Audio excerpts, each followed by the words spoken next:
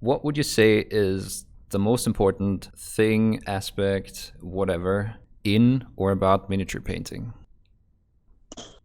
I think from me, from my perspective, from my very own journey that I've went through so far, I would say it doesn't have to do with miniatures so much. It's more like the aspect that what you learn about yourself on that journey, how to evolve actually.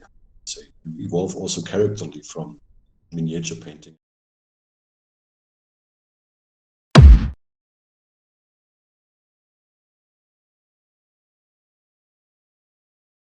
Okay, so I'm here with Roman Lappat.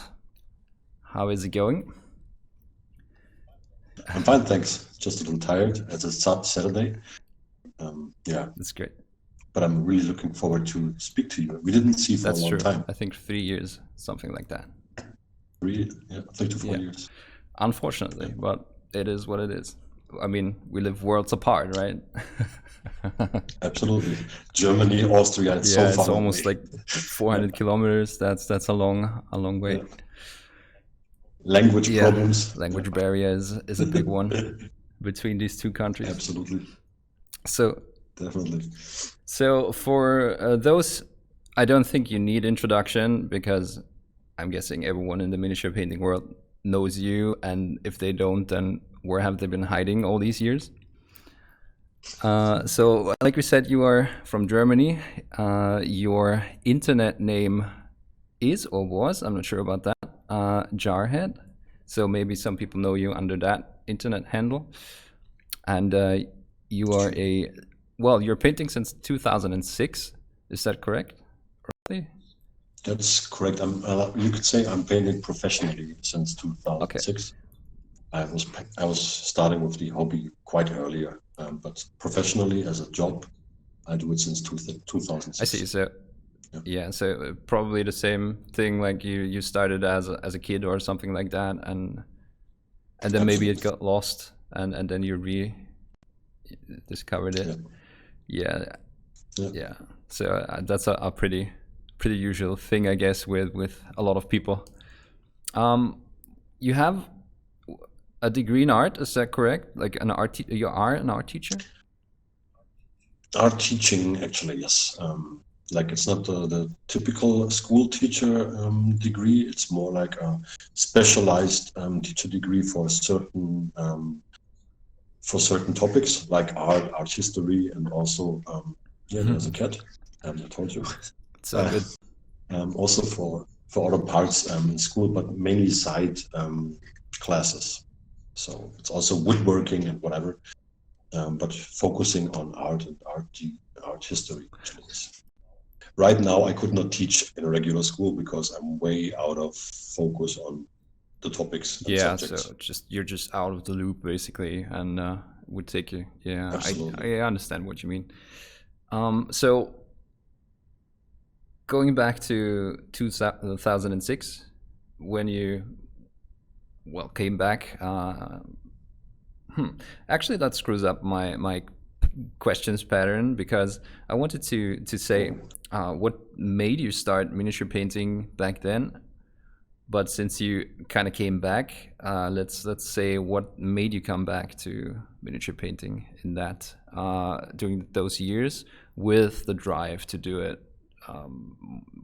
I will say professionally, but more like what made you want to put more focus into it and make it kind of professional, not as a job, but on a higher level. Yeah. I mean, I started back then when I really started as a kid. I started with Star Quest and Hero Quest, so I fell in love with the miniatures. And then, like you said, life takes you away from it because growing up is difficult and you're not focusing on miniatures. So back in 2006, for me, it was actually finding a store in my local town and seeing those miniatures again and getting in contact with them. And also speaking with a lot of guys inside and making new friendships and everything and enjoying the games. So I was actually playing and started to paint for friends in the local store because I enjoyed the painting more. And then in 2006, you can say 2007, I encountered the internet, because I really wasn't so aware of the internet before, even if it was there. I was a lucky guy. That's true. Yeah, I screwed up most of my first university years because of the internet. So yeah, and then actually I was I was really fascinated by the quality that was out there, like with all the games days happening all over Europe back then in those days, and with the German painting team and the Spanish teams, the Italian teams, and whatever, and what they painted. I just looked at my models on my gaming table, which were fine for gaming, but nothing special, and decided I want to learn more about painting. So the first 3-4 years were mainly army painting for friends locally. And yeah, so it was really a fascination for painting. I didn't enjoy the gaming aspect so much. I was never lucky with the dice rolls, and really hated to paint up a squad of Terminators beautifully and then shock them down, and from 10 guys only 2 arrived because of my luck with the dice. So that's when I decided painting the miniatures for gaming is not for me. It's just like, it's depressing when they look so good and then they die like flies. yeah, Yeah. I'm pretty known at my local game store because I was mainly playing Confrontation back then for flying dice, but more like flying long distances. Yep. Yeah. So I know the feeling. Yeah.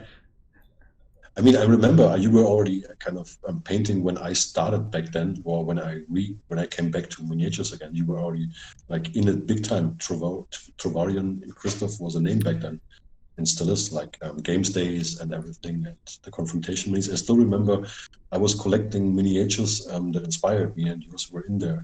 Well, thank you. That's interesting to hear. So yeah, I mean, I started like 4 years before that, I think, and then so I don't want to sidetrack this, because I mean it should be about you and the cats. Hey, and my cats. True. But so back then, when you say I was better known back then, or I was known back then, one thing that happened to me was I started painting not for myself, but for the recognition and for competitions and all of that. And it absolutely took away the passion and the joy that I had with miniature painting. And then I just stopped for, I don't know, maybe 5-6 years or something like that. Yeah, I remember that.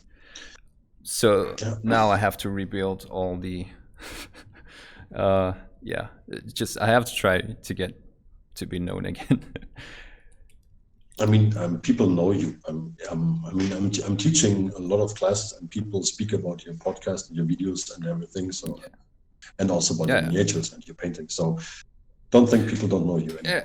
I mean, 5 years is a long time with the speed of the internet when it comes to miniature painting.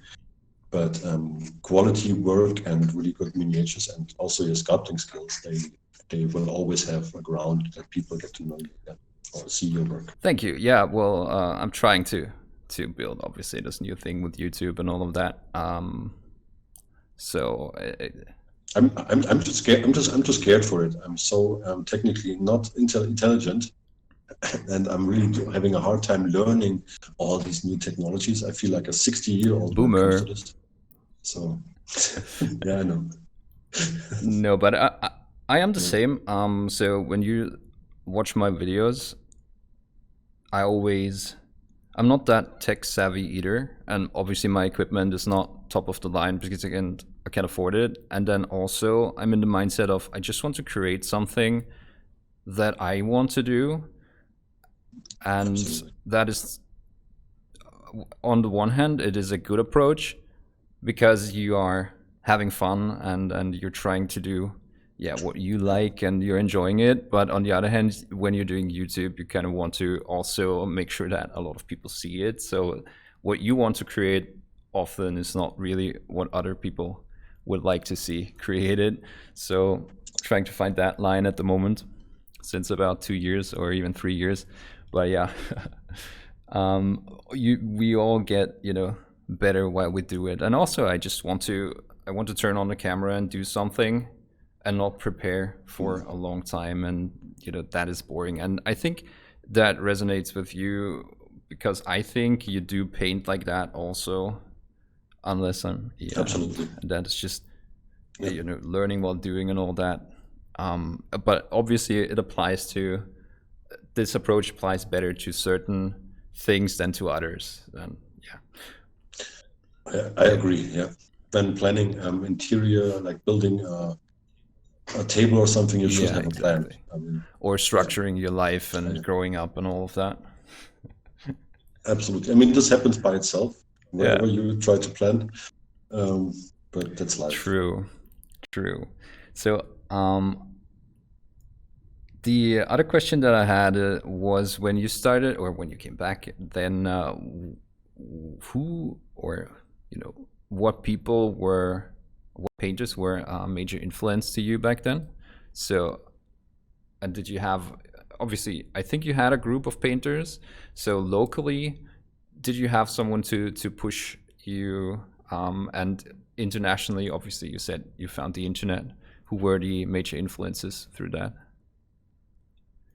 I mean, you can say definitely the top 100 painters on Not back then.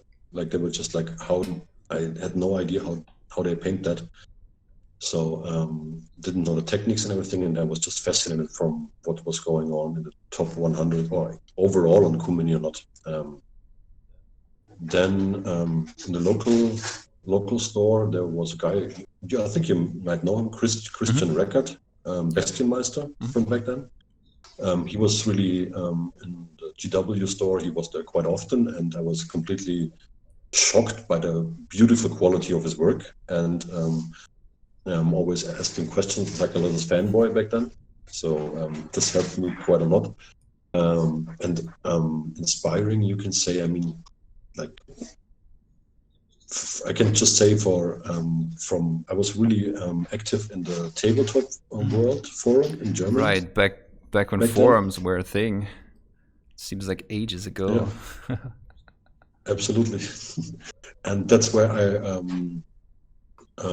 encountered Georg Damm, also quite known for his high dark elves and everything, and his quality of painting. So he actually influenced me really big time without knowing it, you can say. I mean, he didn't know it, but he was a big influence. He told me that I'm doing everything wrong in my paintings. That sounds like him.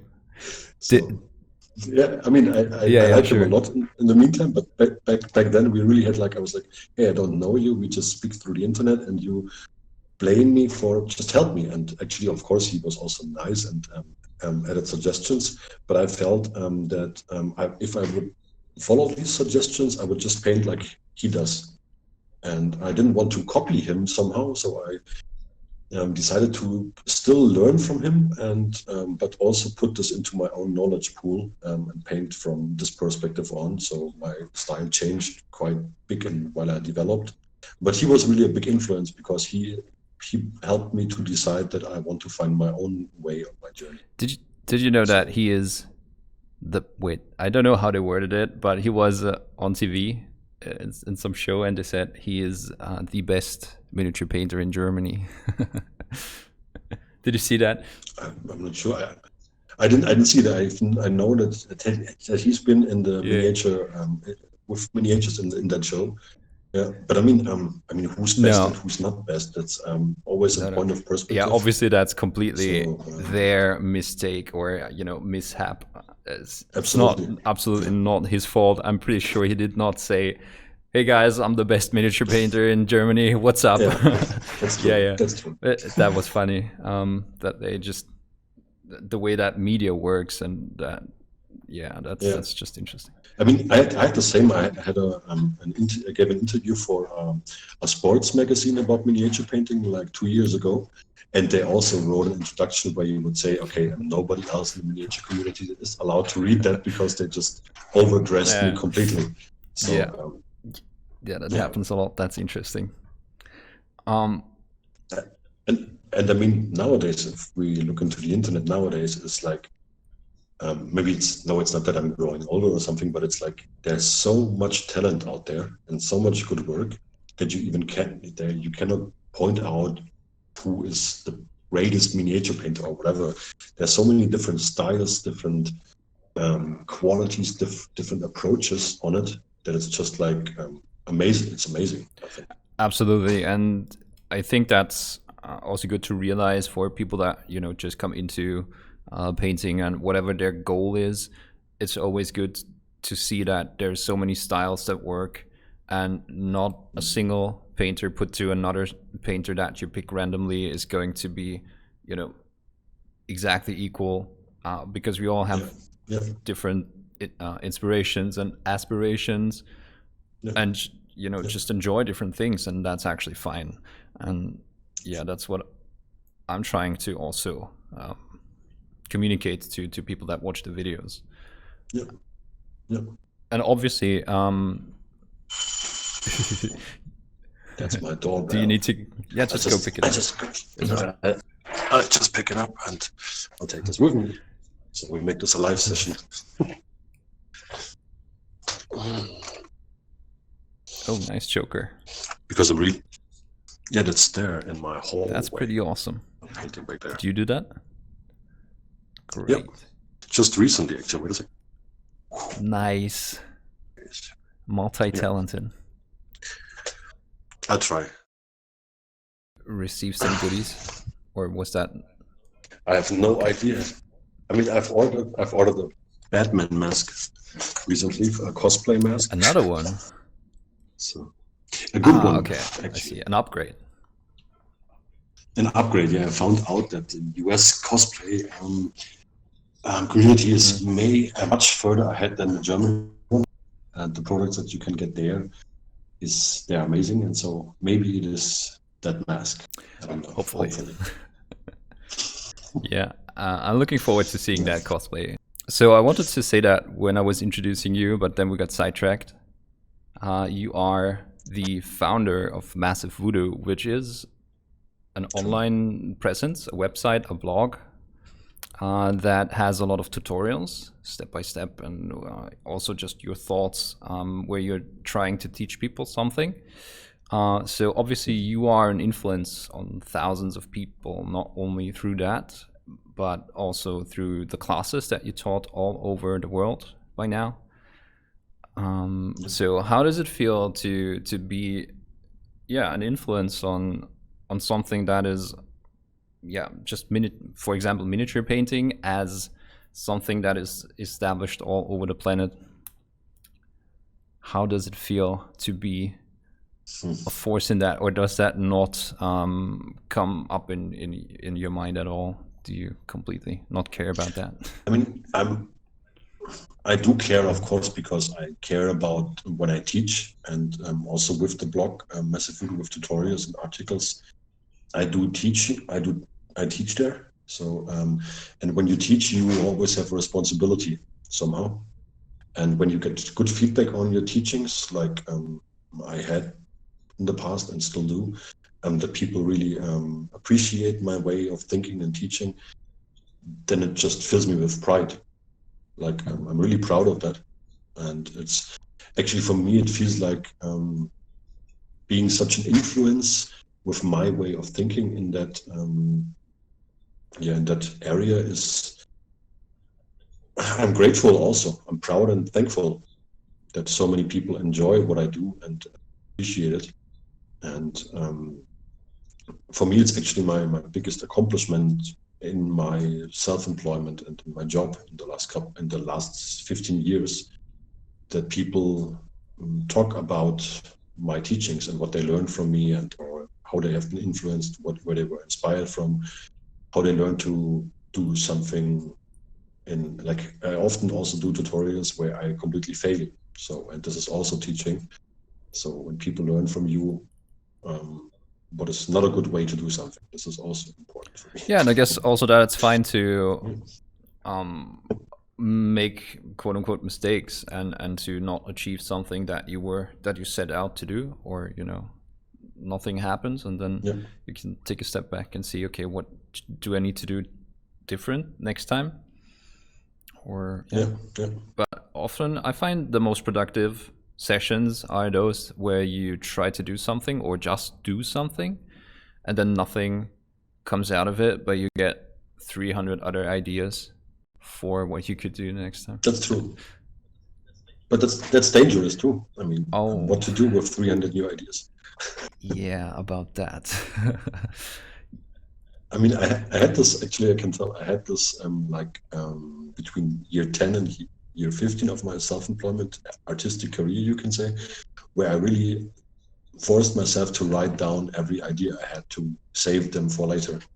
So I was filling like sketchbooks with ideas and drawings and whatever. And yeah, some ideas are just there to pop up, but you have to understand that you cannot create every idea. It's just not working. So how do you decide what idea to create and which one to drop again?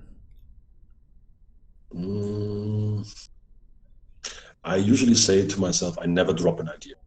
It's always there. Even when I started with the project or something, it can wait until the right moment to be finished. And maybe this moment is when I'm 60. I have no idea. So this keeps me healthy and sane, this thought that the project never dies. But on the other hand, if I have an idea that just pops up, just recently I started a project with a frame and some Age of Sigmar figures. Yeah. And this was really just like, I went into town, went to the GW store, bought some stuff that I saw for that idea, started chopping it apart, gluing it together, and since then I cannot detach my brain from that idea. So this is an idea I really want to follow and don't want to lose, because it's just like I dream about it at night. So when I have a feeling that this idea is really stuck to me and should be done, then I have to do it. It's more like an instinct, I would say. So I want to come back to that, but just so that I don't forget, when you create something, what is actually the main focus? Is it to convey an idea, or is it, what exactly is it? And do you sacrifice technical execution over just presenting the idea on what you have in mind? Does that make sense? I think it makes sense, absolutely. I would say for me, for my way of painting, the idea is more important and the message than the technical aspects. So I sacrifice technical aspects, definitely. I try to accomplish them in a certain way, but if I would fulfill all technical brilliance that could be done, I would sometimes not be able to tell my story or bring out the emotion or impact like the way I do, because sometimes I think the technical aspect can also block you from expression.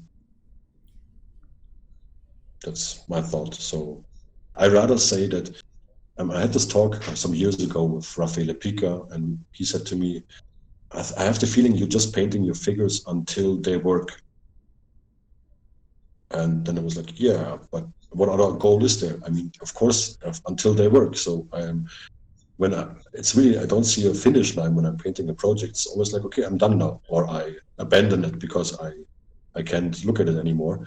But when it works, when my idea, my initial vision or feeling or emotion works, and then I'm done. I mean, sure, I can polish it a little bit and bring it up and clean it up here and there, but I could also paint it to a dead situation with trying to accomplish technical perfection everywhere.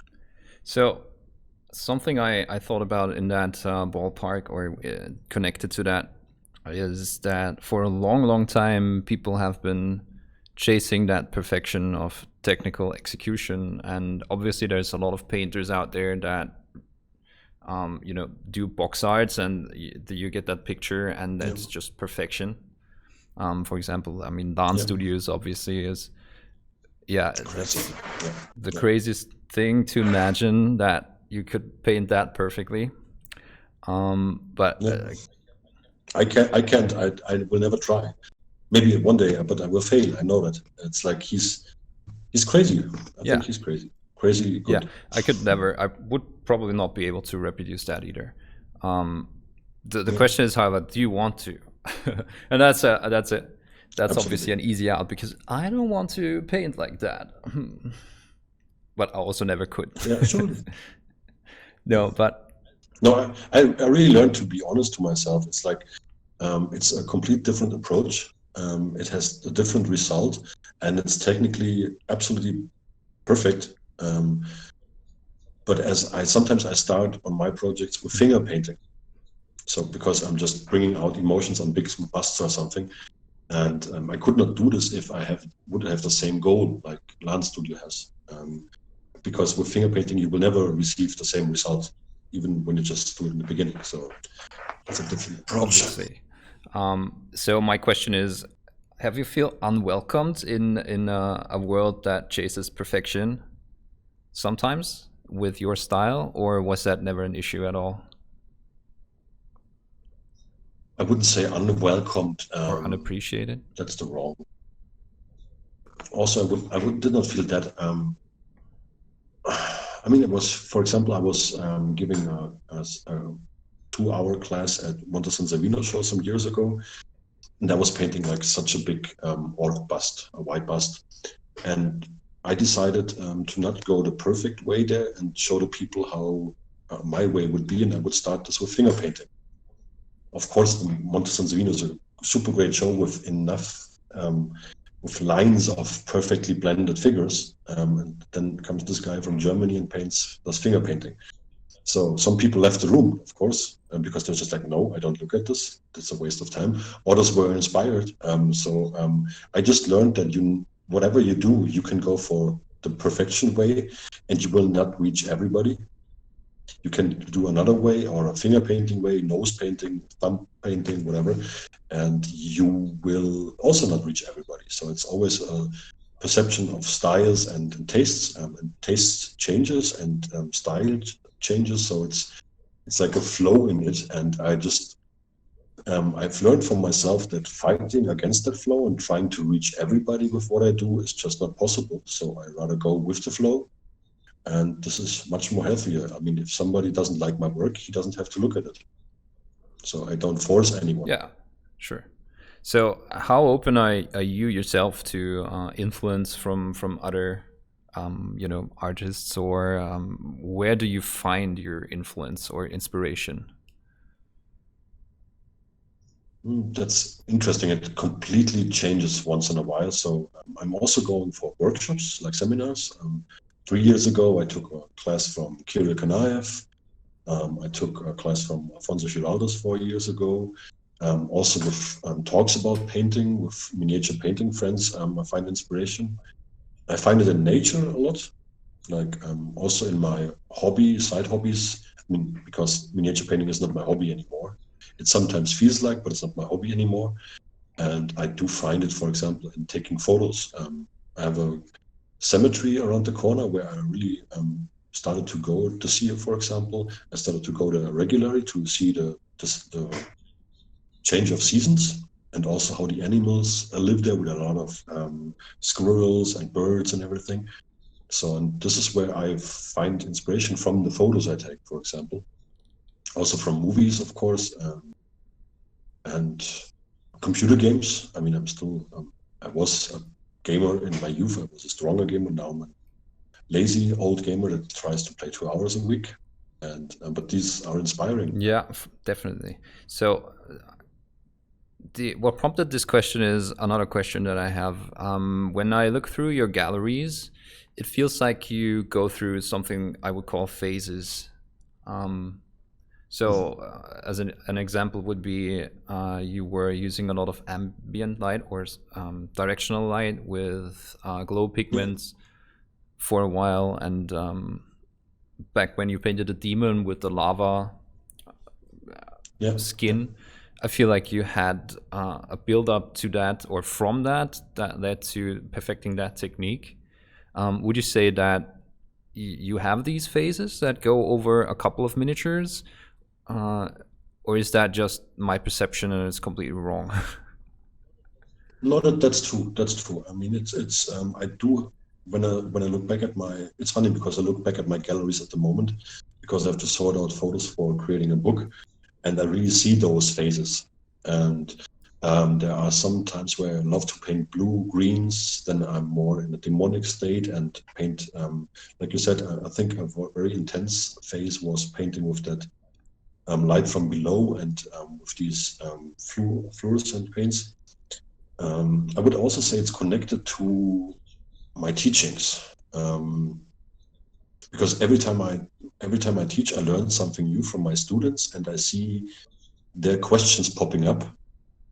And this is also connecting to my phases, where for example, when I see how people want to grow on their journey, and also when I look back on where I grew on my journey, I intensify something like that. For example, I painted 3 models with fluorescent paint and a lot of OSL, and then I decided, okay, let's paint the next models for the specialization in teaching this in a class.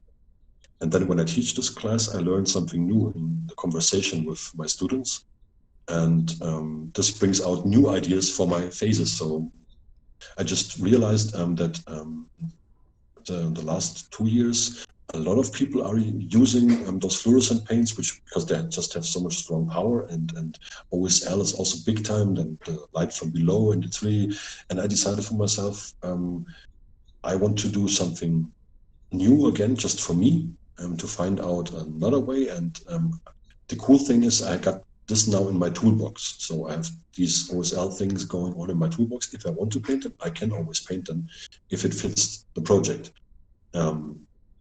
And then at the moment, I'm more free, where I just say, I paint, I try to paint everything I have a vision for, and but I don't focus on the technical aspect, and I say I have to paint an OSL on this model because it looks cool and people like it. It's more like, if it fits to the model, I can use an OSL. And so right now I would say I have a loose phase where I don't have a strong focus on something. Yeah, so you kind of have to come back in 2 years and check your gallery, and then there's a body of work where you can say, oh, okay, that was that phase. Yeah. But so what I get from that is that sometimes you try something new, and then it takes a while to explore all the possibilities.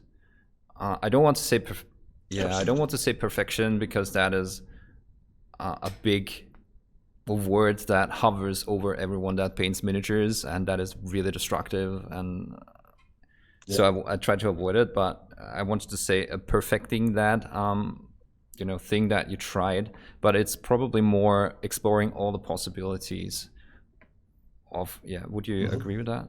Yeah, absolutely.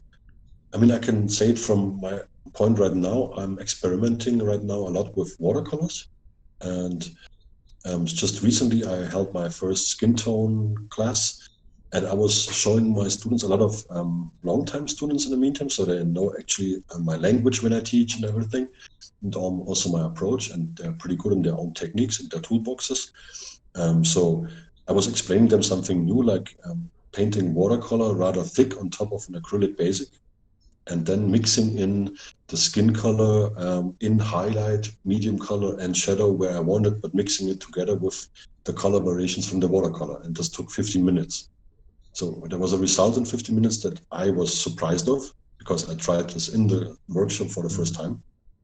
And it was a lot of, there were 2 ways for the students, and some of them tried that approach. They, as soon as they get to handle it, it was just like amazing, because it's something completely new, somehow, from the approach, because watercolors, you can even use them in 1 week. They're not like oil colors. You can paint longer in oil colors, of course, but with watercolor, you can just slap them on an acrylic basic and paint in 4 weeks again, and just mix them with your acrylics. The acrylics will bind them again. So I'm experimenting a lot with this at the moment, but also not, like you say, not trying to find perfection in it, but finding, I just want to put this, put all the options I have with this medium into my toolbox to can use it when I need it, when I want it.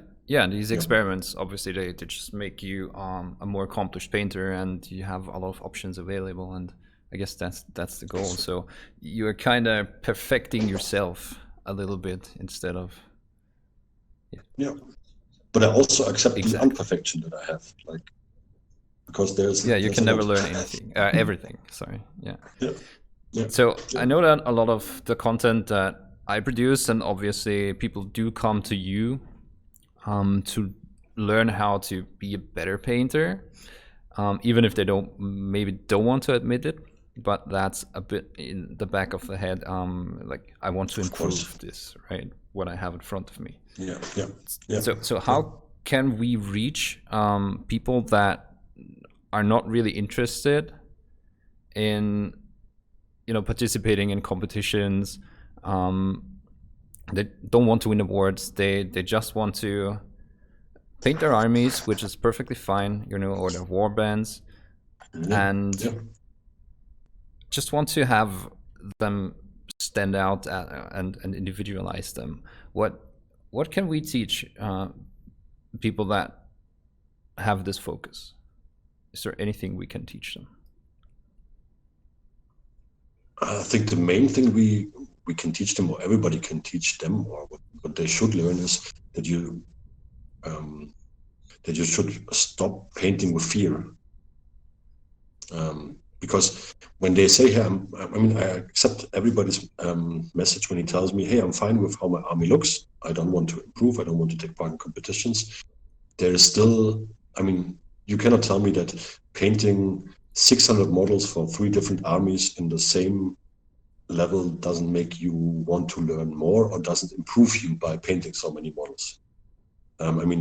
This could work if you're a robot, but we are humans. The human brain always learns, and when somebody paints, he will learn. When he paints 600 models, he will find our new ways for his own to be faster, to be more precise, or whatever. The training aspect is in there.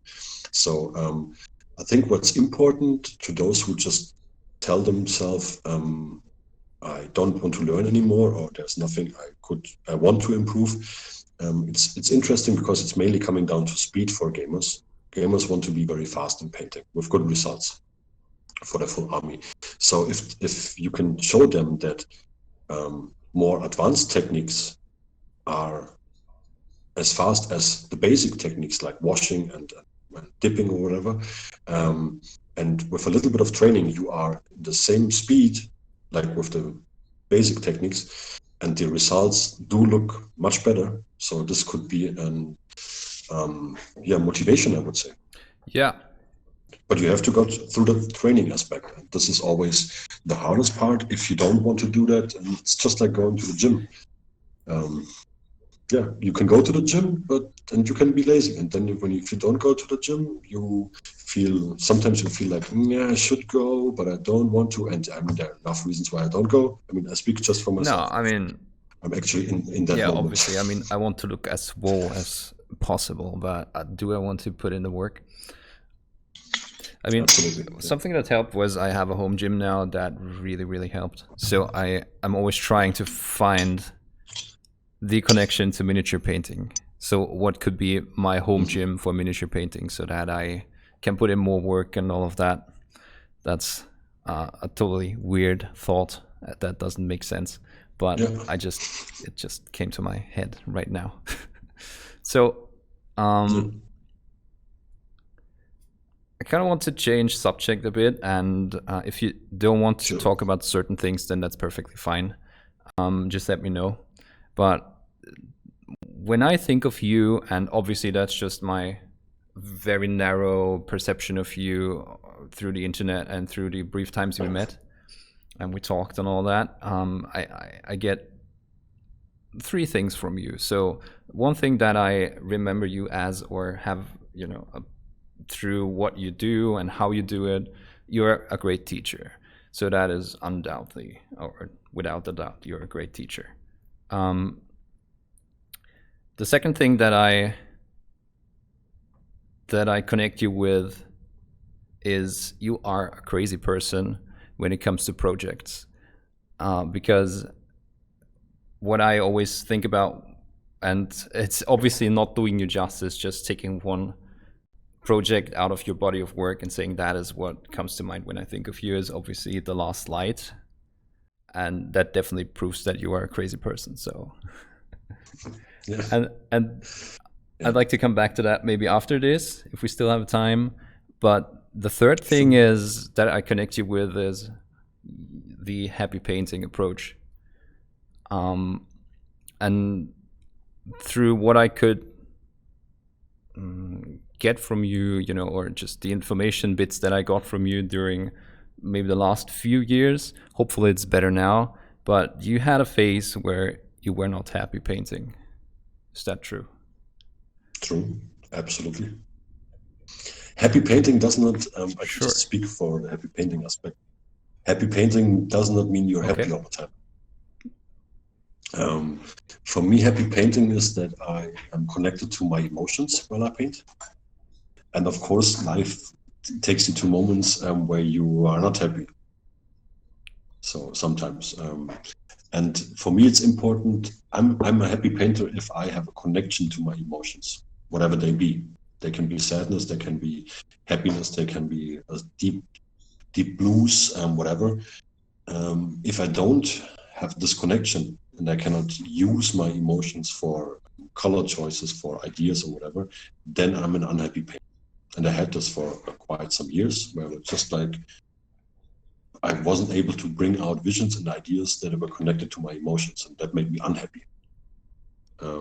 But I've learned also to take these darker moments in life, those unhappy moments, and somehow pack them in my work. That made me happy again. Of course, the outcome might be a very brutal bust or something because I had to paint aggression, but I accepted that aggression. That it's also part of my happy painting to accept these emotions and to paint these emotions.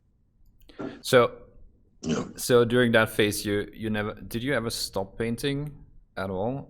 I mean, Absolutely, yeah. I had, like, for example, last in 2018, I could say I painted 80 to 100 models a year. So in 2018, I painted 21. That means I wasn't often in the studio. I rather try to make a living from my teaching, from doing the workshops or classes, and I really didn't find connection to my way of painting. So there was no need to force me. I tried to force myself to it, but I've learned that it's just not helpful, even if it's my job. But I'm happy that my job isn't only based on commission work. It's mainly based on teaching classes. And so I just decided, okay, I think I wasn't painting miniatures for 3 or 4 months in a row. I was rather trying to spend time outside, playing basketball, doing other stuff, reading books, being at the lake, meeting up with friends, finding a better work-life balance. And this helped me to find back to it again, to enjoy painting again. so was it a classical? I just need to let go of this. You know, the short version of it would be sleep on it for a night and then come back with a fresh mind. Absolutely, absolutely, and to really also have a distance to it, like also distance to. I mean, when I was really active, like painting 80 to 100 figures a year, you are very active in the internet, because if it's your job, you have to show your models and you have to take photos, you have to communicate about them and so on. And I felt that I was so stuck in that social aspect of the internet in miniature painting that I really was missing out in some parts of my real life. And this really helped me to, like, sleep over it for some months and bring in a distance to it. Really helped me to do this more in a healthy way now, and be more patient with myself. There's no rush in there. So, of course, I mean, that's a good example. Some years ago, when I received an email with somebody asking me something, I tried to answer this email in 2 hours. I mean, I answer every YouTube comment that I get, except when it's like, oh, I don't know, I don't know a good, because I always try to forget the negative things, but sometimes you get just people that try to provoke you and get a reaction out of you. Yeah, sure. So I don't answer these, obviously, because that's a waste of time. Yeah. But when people have genuine questions, I really try to put in the work and answer those questions. That's wonderful. But it's not sustainable. Yeah, but I mean, I do the same. I still do the same. I still answer questions, but I don't force myself to do it in the next 2 hours. I say, okay, next Tuesday, I will have an office day where I will check through my channels and will answer the questions, also my emails. And then I have one day where I say we'll only go for painting. So I don't rush myself anymore like I used to. Also on the weekend, usually I would say I had, like yesterday, I had a guy who asked me about a workshop and he had more questions. And I was like, yeah, I would answer. I was just writing a quick answer. I will get back to you on Monday or Tuesday next week. So this is fine. He has an info that I didn't forget about him, but I don't have to answer this right now. So I'm slowing down the pace that I used to do, because this pace actually, with the intensity and the impact the social aspect can have on your normal life, I really went unhealthy somehow. So I had to learn this. I mean, it's also fun to interact with people, right? So Absolutely, it's hard to balance that. You do get enjoyment out of it. To me, something that was always the most interesting when I was still teaching was when students came to me after class and just asked the extra questions.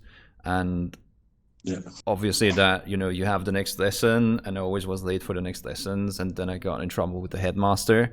But I really couldn't care about that, because the interaction that you're having with that student is so much more important than being on time and then preaching about I don't know, genetics. So, anyway, so it's hard to balance that, obviously. So you said you what you did is you have office hours now where you answer emails, and how hard was it to actually make that move from okay, I can't do this anymore, to or answering questions every day and just having that one day where you do it? I would say it was a long time period where I learned this. I mean, when I started being self-employed 17 years ago, I was like a crazy maniac idiot. So I had to learn discipline for myself. When I started with my self-employment, I first had to learn discipline in actually a daily routine, and also time management and everything. This took me quite 5 to 6 years. And then I had this discipline, and I was holding tight to this discipline because I thought the discipline in answering everything and being on time on everything as super fast is the only thing that matters. This was actually the wrong thinking. And it doesn't mean that I'm not answering people anymore or something. It's just like I'm making it in my own pace. And learning that in the last 3 to 4 years is, I actually learned that through a kind of a feeling of burnout, you can say, where you just learn, okay, I would love to answer your message right now, but I cannot focus on it, I cannot concentrate on it, and I don't want to give you an answer that is not worthy. I don't want to give you a quick answer. I want to spend time with your answer and want to invest my thoughts and thinking on it, but I don't have the energies anymore. And that helped me to learn that, actually, to rather do it with saving my energies up for it and then doing it when the time is right, and then the answer is much better. Definitely. So when you did, so now coming back to what I said with the craziness, when you started on the last light, did you remotely think that this could win a Slayer sword? Was it like, okay, I have an idea that could work in the Games Workshop universe, and it's also going to go to the Golden Demon, maybe I can win a Slayer sword? Did that cross your mind at all? While doing it, I would say no. But in the beginning, the beginning intention on it was, I was speaking with Raphael back then, Rafa.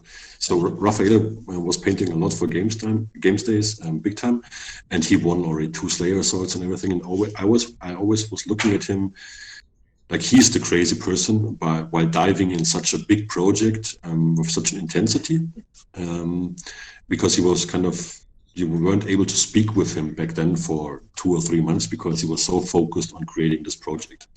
And I never made this experience. So Rafa actually suggested to me, okay, I really want you that you do this once in your lifetime, that you see what it does to you when you focus on such a strong and big project. And I didn't take part in much games days or something. So this was actually my 3rd year where I decided to, okay, let's put all the energies I have and a big idea into one project. And I had only like 4 months until the games day appears. And I was putting like 450 hours in it in 4 months, which was crazy because I was sleeping in the studio very often. And in retro perspective, during creating it, I never thought that this could win a Slayer Sword. In the beginning, I felt like I want to do something that was not seen before, to really have such a big idea and the push to put in the work. And then when it won the Slayer Sword, I was just very thankful because coming back to quality aspects, The Last Light is a crazy project that for me was always like taking that moment when I rolled the dice back then on the gaming table and what I had in my imagination, like what I was thinking, what the Tyranids would do to the Blood Angels when they were swapping them over. So this is actually a moment frozen in that situation. And for me, this was the main motivation to show this moment, this idea to the people. And when it won the Slayer Sword, I was really super happy. I mean, it's a great moment to win a big prize and to be on stage and something like that. But of course, on one hand, I also had like people who are not happy that I've won. For example, because my painting actually on the project wasn't such a high quality, like if you have a single model that's blended to perfection in the same amount of time. So I would have to do this on 128 models. So, and this is something you cannot achieve. Then you would be really crazy. So I was rather painting a picture like on canvas or something with this. And I felt really honored that this was appreciated like this to win such a big prize. Even the painting quality, it's still good, the painting quality, but it's not in high-end perfection. Yeah, I mean, there's a lot of things in that. Like when you do paint a canvas painting, then not everything is blended to perfection either, right? It's just you take the step back and look at it, and then it comes together. So there's that aspect in there, that you're just creating a scene and you're telling a story, which is always more important to you than the execution on most things, like we learned before. But there's also another thing is that Games Workshop, they never wanted to do that, but by now they are doing it. They're putting out like guidelines where they're saying, okay, if this box is checked, then we appreciate it. And one of that is, telling a story in our universe, and you did that. So obviously, you created something interesting even within the guidelines of Games Workshop. But so you have more experience with that, going to other competitions than me, because I hate competitions. It puts me in a very bad mindset, and it makes me not paint for myself. And I also feel like I have to adjust to frame set. So how much did you allow that to happen for your projects?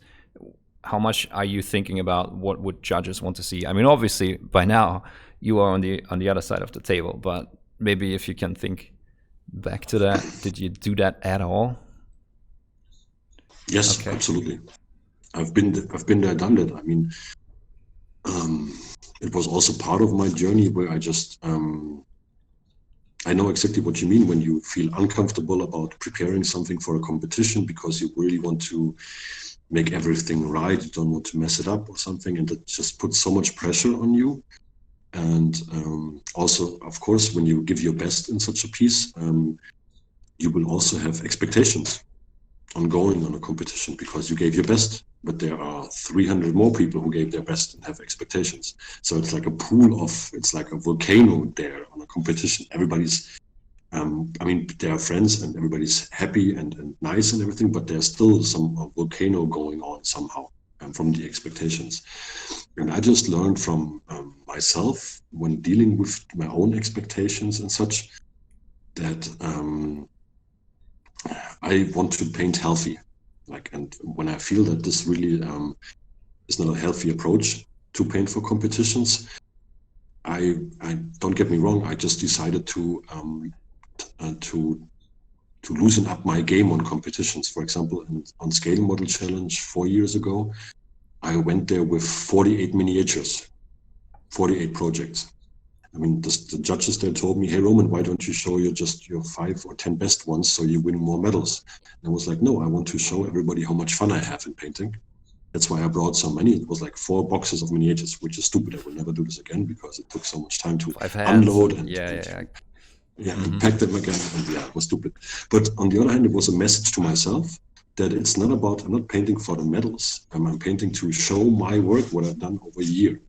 And in the meantime, with such things I've learned for myself, that I enjoy everything I paint, and I would put everything I paint in a competition, or an exhibition, you can say, because I'm not scared. I'm not scared if it wins something or wins nothing.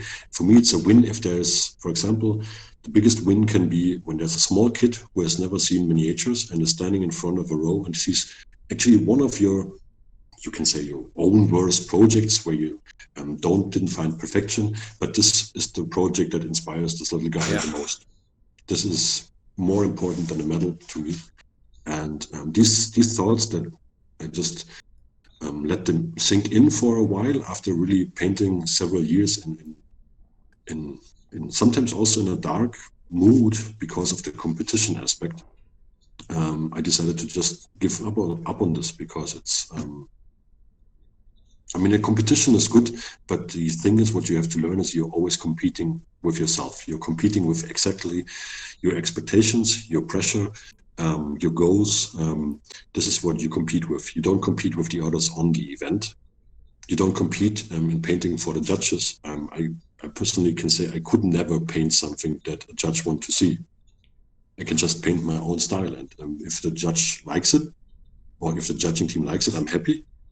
And if they don't like it, I'm also happy because I painted my style. I mean, I don't get it so much. I think you got that a lot more. When people say, yeah, but it's easy to say that when you already won so much. I hear that argument very often, But I can speak for myself. I've never won so much. I mean, I've won my share, you can say that. But I'm not a best of prize winner. I have 2 demons here, 3 demons here at home. 2 are bronze, 1 is gold for the last light, and 1 is silver, so 4. I got 4 demons in all my career, which is not too much compared to other painters who are painting for competition. Yeah, I mean, I'm obviously better because I have 14. There you go. There you go. So it's really I've won prizes on Montes and Sabino show, medals here and there on Scale Model Challenge, but I mean, I was not striving for it. So they were just a compliment to my work. And I would never. I just recently had a talk with a friend of mine who's starting to teach at the Nova Open, his first seminar. He was also a student in the last couple of years in my classes, and he got asked to teach his own class there. And he asked me, in the States, it's very common that you have to show everybody how good you are and name your prize list, like the awards that you have won. And I told him, okay, then put on your list that one of your greatest awards is that the Nova Open convention asked you to teach a seminar. That's also an award. You should be in marketing. True. Yeah, I mean, how do we deal with that? Because I mean, obviously, both you and me, we live from recognition and people. yeah, every time I form a thought in my mind, it just branches off into 7 different directions. But let me try to do that. So obviously we are, we need the recognition, we need the followers so that people see our work, so they give us work, or they want to, in my case, watch our content. And in your case, want to take a class or have a miniature painted. How, when in the face of trying to get that recognition, should we power through competitions and try to win them? Do you have any advice for aspiring, I don't know, commission painters, or I think I know exactly what you mean. So your 7 directions formed up and focused very good on one line. I think what I've learned is, I never, so far in my miniature painting career, I never took my awards from competitions to market myself. Yeah, I hate it too. Somehow, that's just my personal thing. I mean, it does work, of course. If you won this best of whatever, people look up to you. But I decided for myself that my awards will just be if I always try to give my best when somebody comes to me and asks me as a teacher. I always give them an honest and best advice I can give from my perspective, and I trust in that he is happy with my answer. And if he tells his friends, so you can decide actually what people you attract. You can attract collectors of painted miniatures that are collecting miniatures because of the awards the painter has won. Or you can attract collectors, they don't know about your awards because you don't mention them, and they just collect your work because they like your work. Yeah, and these I think this is something you can think about to understand how you can also get the recognition by just giving your best. I think that's really good advice.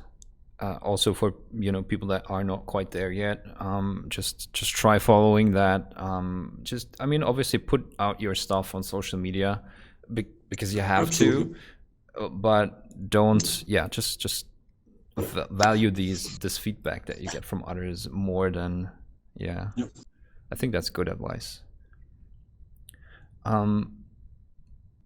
So I have a question that is deliberately a bit more open. So you can answer everything you want to. There's no right or wrong answers, obviously. What would you say is the most important thing, aspect, whatever, in or about miniature painting?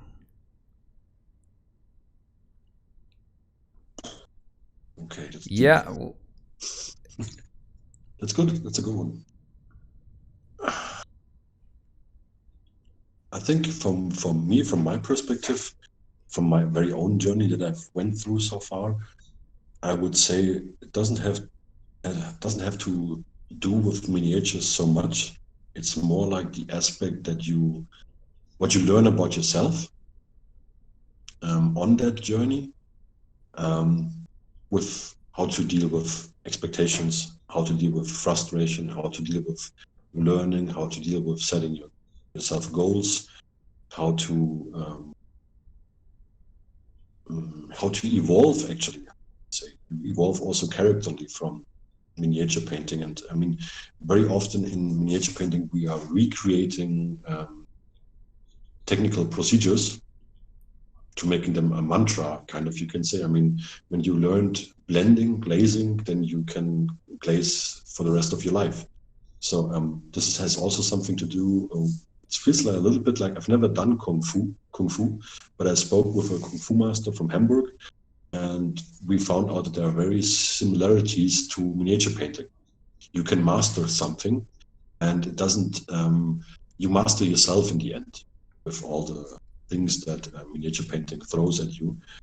And I also would say what I enjoyed too the most is that I trained my eyes to understand very much for painting from nature by observing during the last 15 years, that nature taught me most of the things, because my perception grew because I was so interested in painting something particular. And this is something that cannot be taken away from me. It's much more deeper than a painted miniature.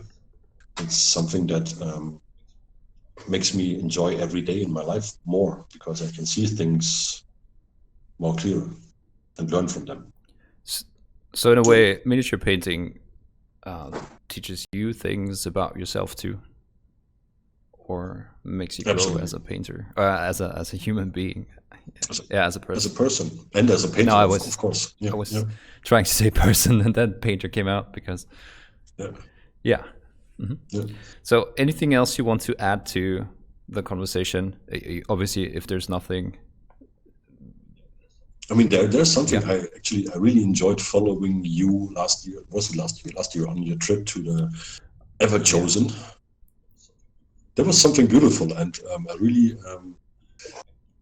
I knew that you back then struggled with the competition expectations and the emotions you can get out of competitions. So it was really beautiful to see traveling, going there. I mean, also congratulations that you were in the last 3. It's impressive from the amount of people that worked on this. And it was really beautiful to see the travel with not such a heavy backpack of bad emotions. So that was really beautiful to see. So I think you also grew as a person in that aspect. Absolutely. Thank you. I have a bit of water in my eyes. I don't know where it's coming from. No, it was really pretty cool. And how was it over there at the Ever Chosen? You were in the center of Games Workshop. So, wow, there's monologue incoming. Wall of text incoming. Well, I would. So one thing is, I would have never traveled there on my own just to see it, I guess. So it was a huge opportunity to be able to just go there on their expenses too. And I think I paid like for 3 meals, and that's it. Those were my expenses. So that was super generous of them, obviously. Then I just said, okay, this is an opportunity. And actually that video is the one video on my YouTube channel that I like the most. And it probably has not gained any traction at all. I think it has 3,000 views. But I watched that video probably 40 times. Because it was, I was going on that trip and I was saying, okay, I'm going to have fun here. And I don't care if I win or not. Obviously, being me, I had that in the back of my head, just trying to win. But from the moment I got the email of, okay, you're in the top 3, you're going. You exactly. Yeah. So I was just enjoying the trip. I was filming everything. I had about 6 hours of footage. And yeah, it was just fun going there and making a video about it. And then just soaking in the scene. And then when I saw the other entries, I knew that I would not win, because that's now going back to the frame set that Games Workshop sets. And I knew that they were going to look for errors, and I only had 6 days to paint that miniature. And compare. Oh, impressive. Thank you. But yeah, compared to the others, obviously they invested much more time. So I was down, obviously, like that's going back to being me, and you cannot just absolutely change yourself. When I realized that, I was a little bit sad, but that didn't last long. So for me, it's a win that this time span of being disappointed was not very long. Yeah. Sounds good. Sounds really good. Yeah, so I guess I am in my happy painting space, being connected to emotions and valuing that more than ever. So sounds really good. Really happy to hear it. Thank you, and I know that you mean it genuinely. So Absolutely. Where can people find you? Just plug everything that is important to you. Where can they find you? Where can they see your workshops? Your schedule. Okay. My schedule is actually up on Massive VODOO, Massive VODOO blogspot.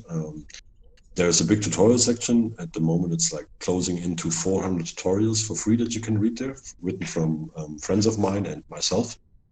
And there's also a link on the right side to my workshops. I do teach most of my classes in Augsburg, in my hometown in the meantime, because I'm a much more relaxed teacher, and that mainly benefits the students when I don't have to travel and carry all that stuff around and fall over all the time.